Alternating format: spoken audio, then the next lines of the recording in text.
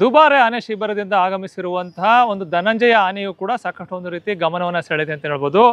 ಒಂದು ಹಲವಾರು ದಸರಾ ಮಹೋತ್ಸವಗಳಲ್ಲಿ ಭಾಗವಹಿಸಿರುವಂಥ ಈ ಆನೆಯನ್ನು ಕಳೆದ 2013ರಲ್ಲಿ ಹಾಸನ ಜಿಲ್ಲೆಯ ಯಸಳೂರು ವಲಯದ ಅರಣ್ಯ ಪ್ರದೇಶದಲ್ಲಿ ಒಂದು ಸೆರೆ ಹಿಡಿಯಲಾಯಿತು. ಅತ್ಯಂತ ಶಕ್ತಿಶಾಲಿ ದೇಹವನ್ನು ಹೊಂದಿರುವಂತಹ ಧನಂಜಯ ಆನೆ ಶಿಸ್ತುಪೂರ್ಣ ನಡತೆಯೊಂದಿಗೆ ಈ ಆನೆ ಶಿಬಿರದಲ್ಲಿ ಅತ್ಯಂತ ಬೇಗ ಒಂದು ಪಳಗಿದ ಆನೆ ಎಂಬ ಹೆಗ್ಗಳಿಕೆಗೂ ಕೂಡ ಪಾತ್ರ ಆಗಿದೆ.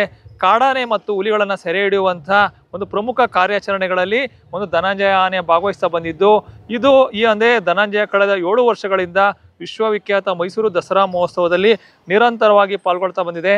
ದಸರಾ ಮಹೋತ್ಸವದಲ್ಲಿಯೂ ಕೂಡ ಶಾಂತಿ ಮತ್ತು ಸಂಯಮದಿಂದ ಪಾಲ್ಗೊಳ್ಳುವ ಮುಖಾಂತರ ಒಂದು ರೀತಿ ಎಲ್ಲರ ಮೆಚ್ಚುಗೆಗೂ ಕೂಡ ಪಾತ್ರವಾಗಿದೆ ಅಂತ ಹೇಳ್ಬೋದು. ಒಟ್ಟಾರೆಯಾಗಿ ದಸರಾ ಆನೆಗಳ ಪೈಕಿ ಧನಂಜಯ ಆನೆಯು ಕೂಡ ಸಾಕಷ್ಟು ಒಂದು ರೀತಿ ವಿಶಿಷ್ಟ ಗುಣಗಳನ್ನು ಹೊಂದಿದ್ದು ಗಮನವನ್ನು ಸೆಳೀತಾ ಇದ್ದಾನೆ ಅಂತ ಹೇಳ್ಬೋದು. ಈ ಬಾರಿಯ ದಸರಾ ಮಹೋತ್ಸವದಲ್ಲಿಯೂ ಕೂಡ ಆ ದುಬಾರೆ ಆನೆ ಶಿಬಿರದಿಂದ ಆಗಮಿಸಿರುವಂಥ ಧನಂಜಯ ಪಾಲ್ಗೊಳ್ತಾ ಇರೋದು ಕೂಡ ಸಾಕಷ್ಟು ಒಂದು ರೀತಿ ಗಮನವನ್ನು ಸೆಳೆಯುತ್ತೆ ಅಂತ ಹೇಳ್ಬೋದು. ಯಾಕಂದರೆ ಈ ದಸರಾ ಸಂದರ್ಭದಲ್ಲಿ ಆನೆಗಳು ಮೆರಗನ್ನು ತರುತ್ತವೆ ಜಂಬೂ ಸವಾರಿ ಮೆರವಣಿಗೆಗೆ.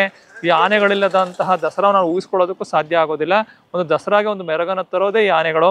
ಆ ಹಿನ್ನೆಲೆಯಲ್ಲಿ ಕಳೆದ ಹಲವಾರು ವರ್ಷಗಳಿಂದ 7 ವರ್ಷಗಳಿಂದ ದಸರಾ ಮಹೋತ್ಸವದಲ್ಲಿ ಪಾಲ್ಗೊಳ್ತಾ ಬಂದಿರುವಂತಹ ಧನಂಜಯ ಆನೆ ಈಗ ಸಾಕಷ್ಟು ಒಂದು ರೀತಿ ಗಮನವನ್ನು ಸೆಳೀತಾ ಇದ್ದು, ಈ ಬಾರಿಯ ದಸರಾ ಮಹೋತ್ಸವದಲ್ಲಿಯೂ ಕೂಡ ಧನಂಜಯ ಆನೆ ಭಾಗಿಯಾಗುವ ಮುಖಾಂತರ ಜಂಬೂ ಸವಾರಿ ಮೆರವಣಿಗೆಗೆ ಮೆರಗನ್ನು ತರೋದಕ್ಕೆ ಸಿದ್ಧ ಆಗ್ತಾ ಇದೆ ಅಂತಲೇ ಹೇಳ್ಬೋದು.